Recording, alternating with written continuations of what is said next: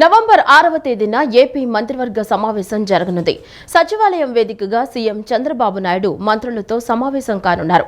November నెలలో assembly సమావేశాలు నిర్వహించాలని ఏపీ ప్రభుత్వం భావిస్తోంది.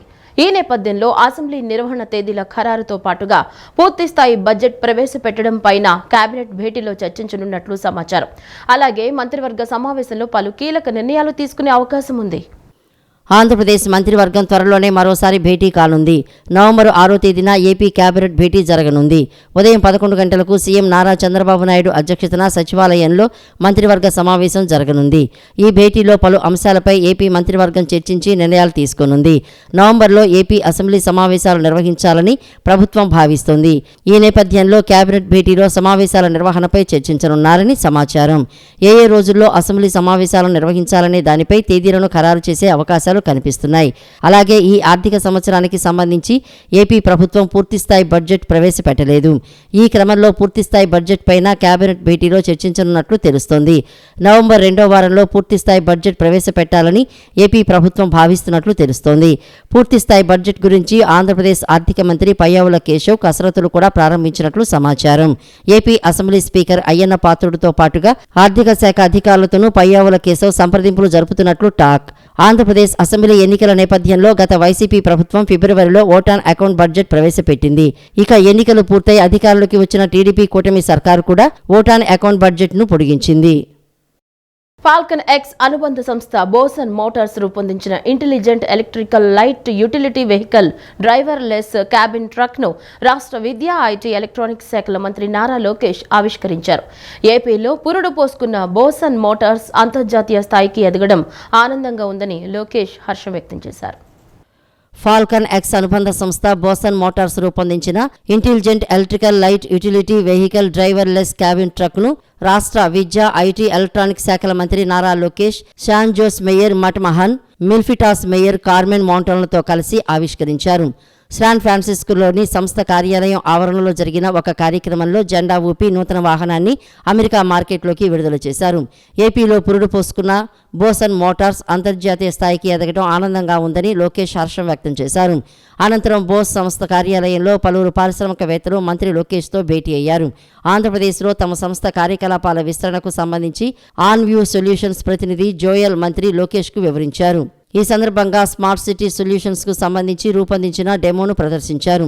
తర్వాత ఫాల్కన్ ఎక్స్ ప్రతినిధులు మంత్రిని కలిసి తమ సంస్థ సిరీస్ ఏ స్టార్టప్లతో వివిధ రంగాల్లో ఆవిష్కరణలకు సిద్ధంగా ఉన్న పోర్ట్ పోలియోలను వివరించారు. అనంతరం డిజీ సెట్ సీఈఓ అమిత్ సిన్హా మంత్రి లోకేష్ను కలిసి తమ సంస్థ కార్యకలాపాలను తెలియజేశారు. డిజిటల్ సర్టిఫికేషన్ భద్రతలకు సంబంధించి డిజీ సెట్ సురక్షితమైన ఆన్లైన్ ఎకోసిస్టమ్ను అభివృద్ధి చేస్తుందని చెప్పారు. ఈ సందర్భంగా మంత్రి లోకేష్ మాట్లాడుతూ ఆయా సంస్థల అనుబంధ యూనిట్లను ఆంధ్రప్రదేశ్లో ఏర్పాటు చేయాలని కోరారు. సరైన ప్రతిపాదనలతో వస్తే పరిశ్రమల స్థాపనకు సింగిల్ విండో విధానం ద్వారా వెనువెంటనే అనుమతులతో పాటు మౌలిక సదుపాయాలు కల్పించి ప్రోత్సాహకాలు కూడా ఇస్తామని తెలిపారు. AP CM visionary leader Chandrababu Naidu నేతృత్వాన ఏపీలో పరిశ్రమల స్థాపనకు మెరుగైన ఎకో సిస్టమ్ ఏర్పాటు చేశామని లోకేష్ పేర్కొన్నారు. ప్రముఖ తమిళ నటుడు పార్థిబన్ నిన్న AP deputy CM Pavan Kalyan ను కలిశారు. పవన్ తో మర్యాదపూర్వకంగా భేటీ అయ్యారు. ఈ సందర్భంగా పవన్ పార్థిబన్ ను సత్కరించి పలు జ్ఞాపికలు బహూకరించారు. పార్థిబన్ కూడా పవన్ కు జ్ఞాపిక అందించారు. ఏపీ డిప్యూటీ సీఎం పవన్ కళ్యాణ్తో ప్రముఖ సినీ నటుడు, డైరెక్టర్ పార్థిబన్ మర్యాదపూర్వకంగా భేటీ అయ్యారు. నిన్న సాయంత్రం మంగళగిరిలోని జనసేన కార్యాలయంలో సమావేశం జరిగింది. ఈ క్రమంలో వీరిద్దరూ పలు విషయాలపై చర్చించుకున్నట్లు తెలుస్తోంది. ఈ సందర్భంగా పవన్ పార్థిబన్ను సత్కరించి పలు జ్ఞాపికలు బహూకరించారు. పార్థిబన్ కూడా పవన్కు జ్ఞాపిక అందించారు. అంతేకాదు తన ముఖ చిత్రంతో కూడిన ఓ పుస్తకాన్ని కూడా బహూకరించినట్లు తెలుస్తోంది. ఈ భేటీకి సంబంధించిన ఫోటోలను జనసేన పార్టీ సోషల్ మీడియాలో పంచుకుంది. రాధాకృష్ణన్ పార్థిబన్ కోలీవుడ్లో సంచలన నటుడు. కాగా పార్థిబన్ దాదాపు 70కి పైగా సినిమాల్లో నటించారు. 16 సినిమాలకు దర్శకత్వం వహించారు. 14 సినిమాలకు నిర్మాతగా వ్యవహరించారు. టాలీవుడ్ సినీ రంగంతో కూడా ఆయనకు ఎంతో అనుబంధం ఉంది. 1984లో డైరెక్టర్ కె భాగ్యరాజ్ దగ్గర ఒక అసిస్టెంట్ డైరెక్టర్గా తన కెరీర్ను ప్రారంభించారు. ఈత కొట్టేందుకు వెళ్లి 2 యువకులు మృతి చెందిన ఘటన సీతానగరంలో చోటు చేసుకుంది. విజయవాడ న్యూ రాజరాజేశ్వరిపేట అరుణోదయ నగర్ కాలనీకి చెందిన 5 యువకులు ఆదివారం కృష్ణానదిలో స్నానానికి వెళ్లారు. వారిలో హేమంత్ కుమార్, గుడివాడ దుర్గా ప్రసాద్ అనే 2 యువకులు ప్రమాదవశాత్తు నదిలో మునిగి మృతి చెందారు. తాడేపల్లి పోలీసులు మృతదేహాలను మత్స్యకారుల సహాయంతో వెలికి తీసి మంగళగిరి ప్రభుత్వ ఆసుపత్రికి తరలించారు. గుంటూరు జిల్లా సీతానగరంలోని కృష్ణానదిలో ప్రమాదవశాత్తు 2 యువకులు నీట మునిగి మృతి చెందారు. తాడేపల్లి మండలం సీతానగరం పుష్కర ఘాటు వద్ద ఈ ఘటన చోటు చేసుకుంది. విజయవాడ అరుణోదయ నగర్కు చెందిన హేమంత్ కుమార్, దుర్గా ప్రసాద్ అనే 2 నది లోతు తెలియక స్నానానికి నీటిలో దిగారు. దీంతో వారికి ఈత రాక నీట మునిగి మృతి చెందారని పోలీసులు, స్థానికులు వెల్లడించారు. ఈతగాళ్ల సహాయంతో గాలింపు చర్యలు చేపట్టగా 2 మృతదేహాలు లభ్యమయ్యాయి. యువకుల మృతదేహాలను మంగళగిరి ప్రభుత్వాసుపత్రికి తరలించి కేసు నమోదు చేసుకుని దర్యాప్తు చేస్తున్నట్లు పోలీసులు వివరించారు. తెలంగాణ నుంచి ఏపీకి వచ్చిన ఐఏఎస్లకు రాష్ట్ర ప్రభుత్వం పోస్టింగ్స్ ఇచ్చింది. టూరిజం ఎండీ, టూరిజం అథారిటీ సీఈఓగా ఆమ్రపాలికి బాధ్యతలు అప్పగించారు. వైద్య ఆరోగ్య శాఖ కమిషనర్గా వాకాటి కరుణ, జీఏడీలో సర్వీసుల వ్యవహారాల ముఖ్య కార్యదర్శిగా వాణిమోహన్ను కేటాయించారు. కార్మిక శాఖ ముఖ్య కార్యదర్శిగా వాణిప్రసాద్కు బాధ్యతలు కేటాయించగా మరో ఐఏఎస్ రొనాల్డ్ రోస్కు ఇంకా పోస్టింగ్కి ఇవ్వలేదు. తెలంగాణ నుంచి కేంద్ర ఆదేశాల మేరకు ఏపీకి వెళ్లిన ఐఏఎస్ అధికారులకు కూటమి ప్రభుత్వం కీలక పోస్టింగులు ఇచ్చింది. ఆమ్రపాలిని టూరిజం ఎండీగా ఏపీ ప్రభుత్వం నియమించింది. దాంతోపాటు ఆమెకు టూరిజం అథారిటీ సీఈఓగా పూర్తి అదనపు బాధ్యతలు అప్పగించారు. వైద్య ఆరోగ్య శాఖ కమిషనర్గా వాకాటి కరుణ నియమితులవగా ఆమెకు నేషనల్ హెల్త్ మిషన్ డైరెక్టర్గా అదనపు బాధ్యతలు అప్పగించారు. కార్మిక శాఖ ముఖ్య కార్యదర్శిగా వాణి ప్రసాద్ నియమితులయ్యారు.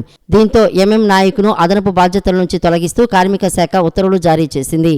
అలాగే archaeology and museum commissioner G వాణిమోహన్ను ఏపీ ప్రభుత్వం బదిలీ చేసింది. జీఏడీ ప్రధాన కార్యదర్శిగా వాణిమోహన్కు బాధ్యతలు కూడా అప్పగించారు. ప్రస్తుతం ఆ బాధ్యతలు చూస్తున్న పోలా భాస్కర్ను రిలీవ్ చేస్తూ ఉత్తర్వులు జారీ చేసింది. అయితే తెలంగాణ నుంచి ఏపీ కేడర్కు వెళ్లిన రొనాల్డ్ రోస్కు ఇంకా పోస్టింగ్ ఇవ్వలేదు. జగన్ మోసం చేశారని షర్మిల ఆరోపిస్తే చంద్రబాబుకు సంబంధం ఏంటని టీడీపీ అధికార ప్రతినిధి పట్టాభి ప్రశ్నించారు. ఇదంతా చంద్రబాబు కుట్ర అంటూ వైసీపీ నేతలు విజయసాయిరెడ్డి, కరుణాకర్ రెడ్డి ఆరోపించడం దారుణమన్నారు. కుటుంబ ఆస్తుల పంపకంలో గొడవ చెలరేగి తల్లిని, చెల్లిని జగన్ కోర్టు కీడ్చిన వ్యవహారం నుంచి బయటపడడానికి చంద్రబాబుపై ఆరోపణలు చేస్తే సహించేది లేదని హెచ్చరించారు. 2003లో 9 లక్షల ఇన్కమ్ ట్యాక్స్ కట్టిన జగన్ ఇంతలోనే ఇన్ని లక్షల కోట్లు ఎలా సంపాదించాడని టీడీపీ జాతీయ అధికార ప్రతినిధి కొమ్మారెడ్డి పట్టాభిరాం ప్రశ్నించారు. తండ్రి అధికారం తన అధికారం అడ్డం పెట్టుకుని ప్రజా సంపదను దోచుకున్నదే కానీ సక్రమ సంపాదన కాదని దుయ్యబట్టారు. విజయసాయిరెడ్డి, వైవి సుబ్బారెడ్డి, కరుణాకర్ రెడ్డి, సజ్జల రామకృష్ణారెడ్డిలు జగన్ ముఠాలో తోడు దొంగలు కాదా అని నిలదీశారు. తాడేపల్లి ఇంటికి ఊడిగం చేసే ముఠాగా వీరంతా ఉన్నారని అన్నారు. తాడేపల్లి నుంచి ఆదేశాలు రాగానే చెప్పింది చెప్పినట్లు చేస్తారని మండిపడ్డారు.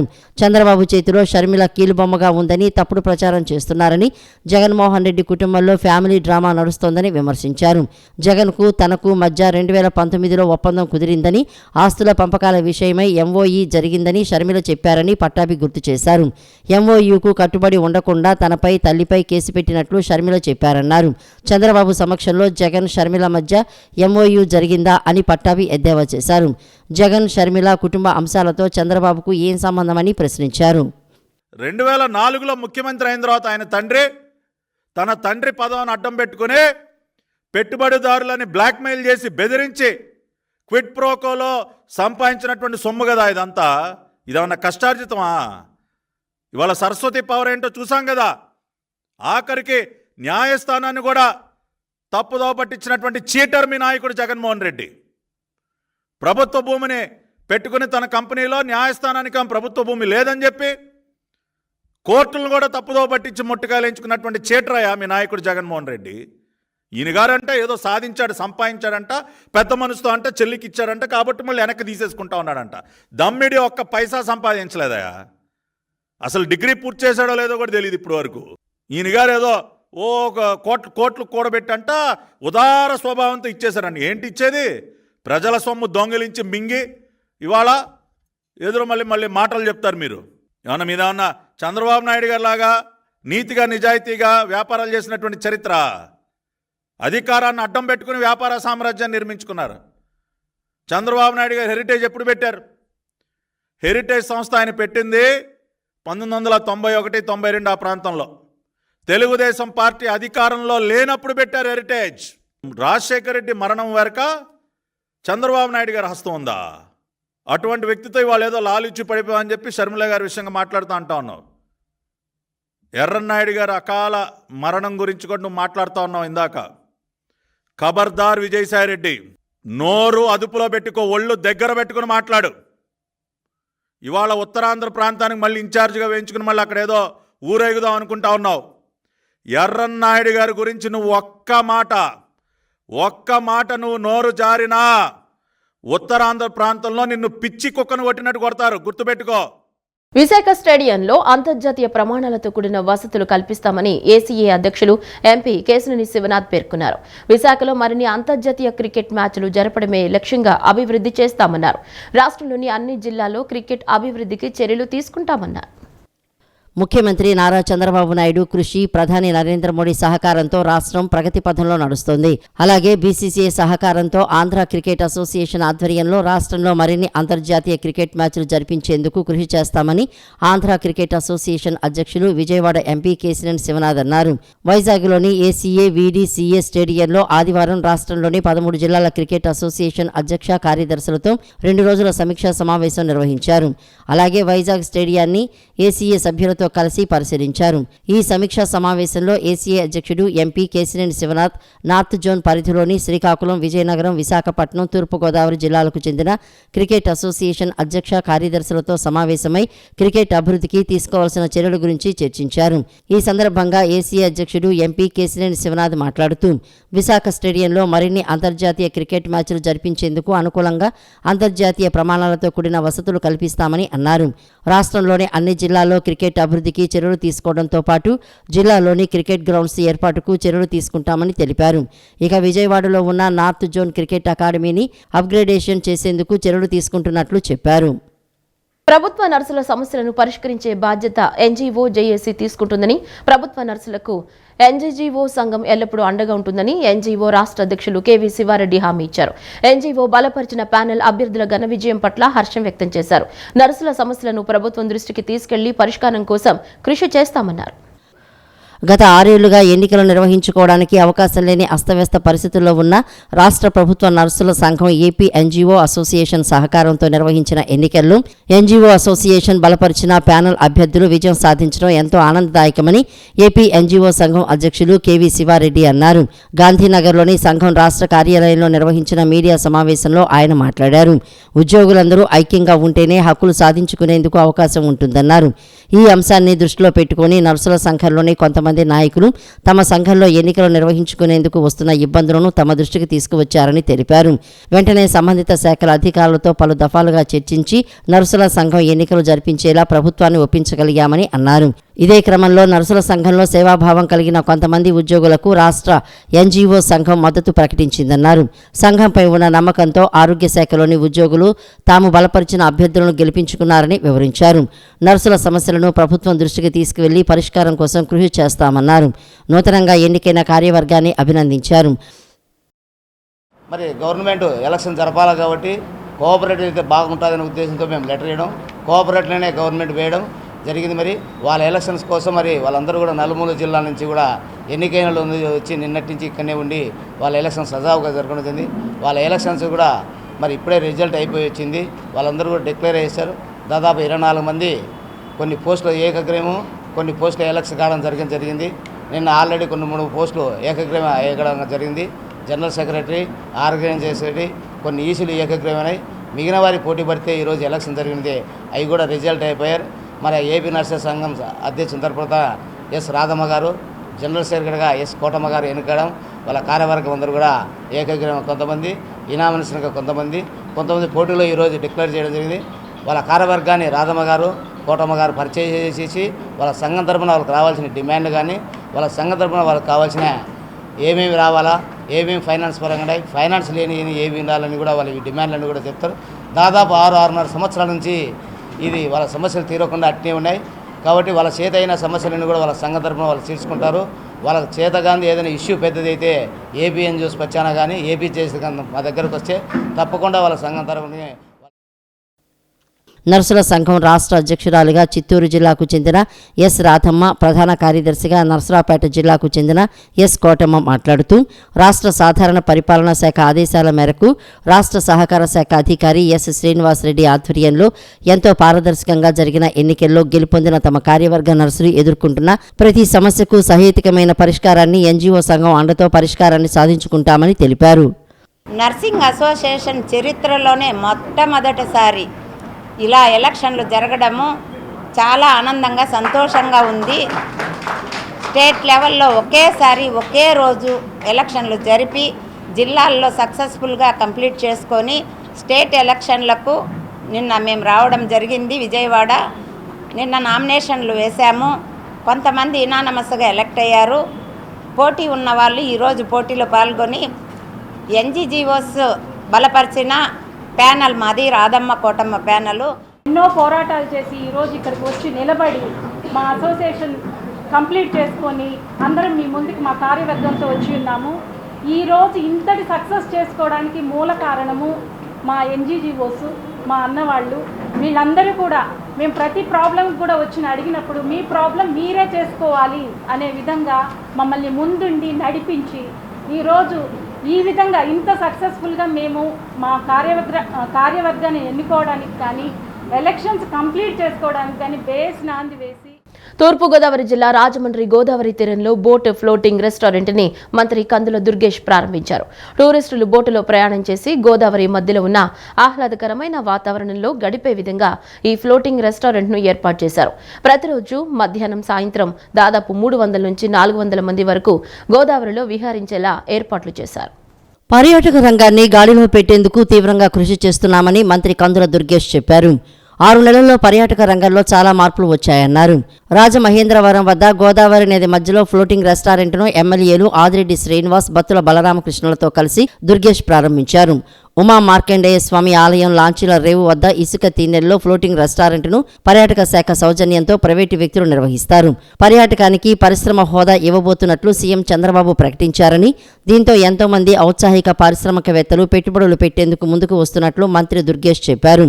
రాష్ట్రంలో సినిమా షూటింగ్లు చాలా జరుగుతున్నాయని, ఈ ప్రాంత అభివృద్ధికి నిర్మాతలు ముందుకు రావాలని పిలుపునిచ్చారు. రకరకాల అవకాశాలు అందిపుచ్చుకోవచ్చు. చాలా మంది ఇన్వెస్టర్స్ కూడా ముందుకు వస్తారు వారికి వచ్చేటువంటి ఫెసిలిటీస్. అలా ఎప్పుడైతే ఇన్వెస్టర్స్ బాగా వస్తారో పబ్లిక్ ప్రైవేట్ పార్ట్నర్షిప్ పథకం కింద వారిని కూడా ఇన్వాల్వ్ చేసి ప్రభుత్వం మేము చేయగలిగేటువంటి సహకారం మేము అందిస్తాం. వారు వచ్చి ఇన్వెస్ట్మెంట్ చేస్తే పెద్ద స్థాయిలో పర్యాటక రంగాన్ని వృద్ధి చేసుకోవడానికి అవకాశం దొరుకుతుంది. ఇలాంటి నేపథ్యంలో రాబోయే 5 సంవత్సరాల కాలంలో ఒక దీర్ఘకాలిక ప్రణాళికను మేము తయారు చేసుకుంటాం.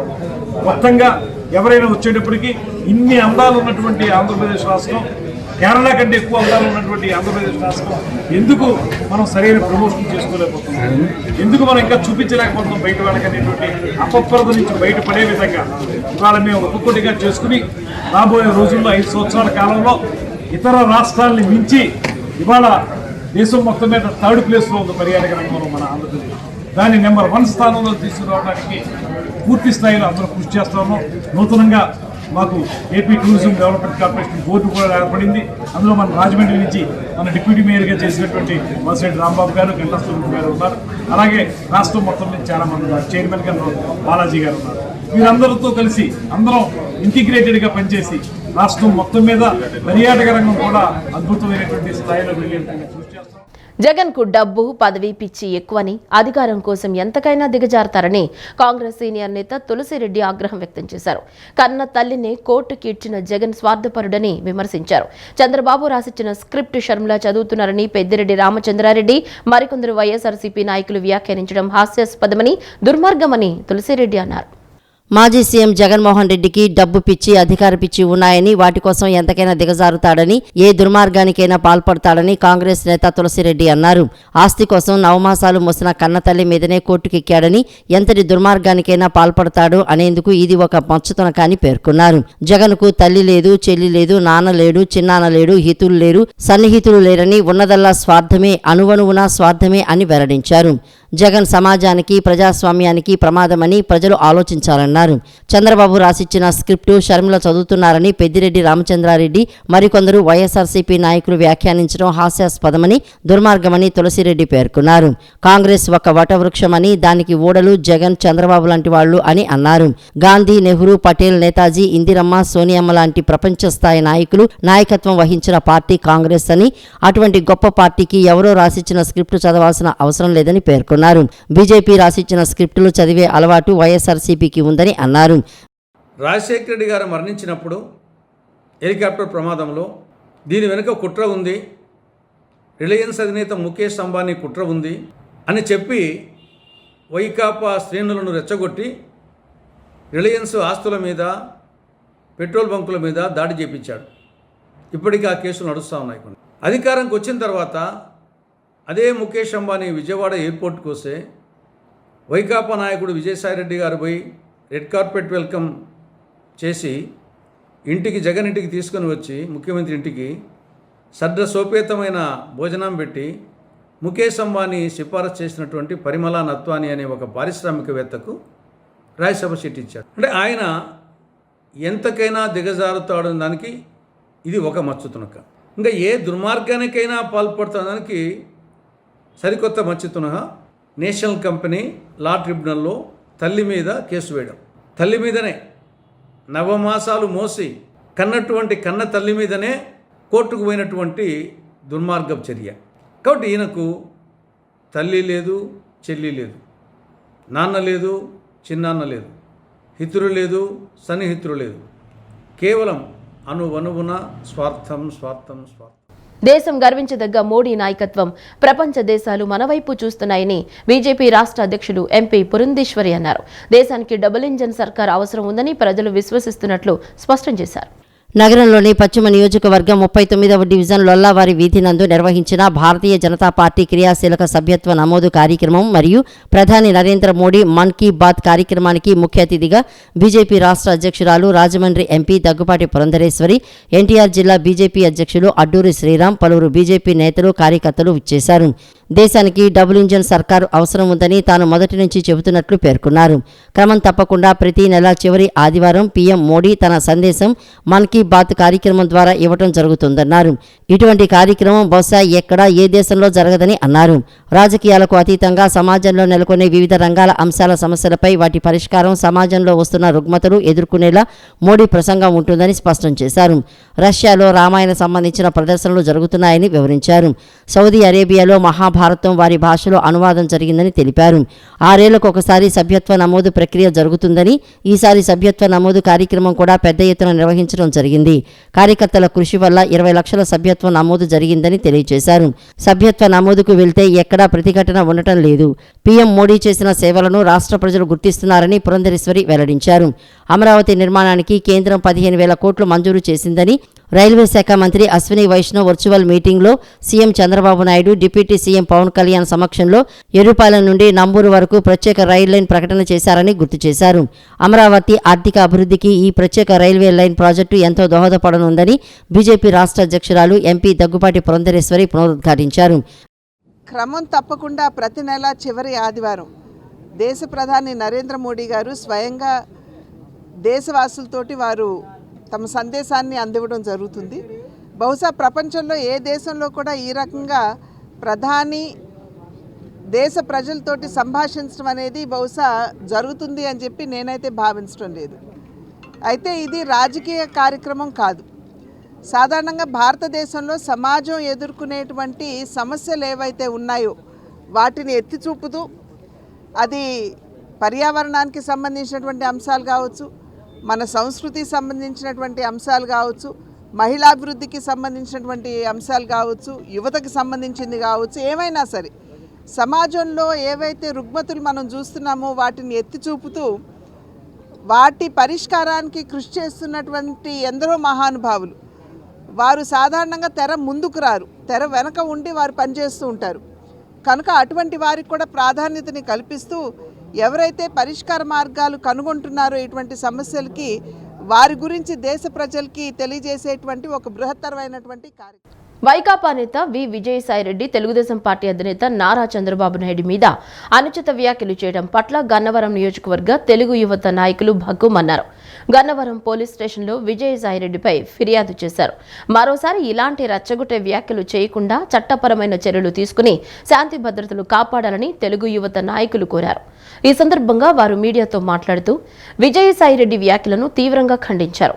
దివంగత రాజశేఖర రెడ్డి మరణం, వైఎస్ షర్మిల మరియు జగన్మోహన్ రెడ్డి వివాదం వెనుక చంద్రబాబు నాయుడు హస్తం ఉందని, విజయసాయిరెడ్డి చేస్తున్న విష ప్రచారం మానుకోకుంటే తీవ్ర పరిణామాలు ఉంటాయని హెచ్చరించారు.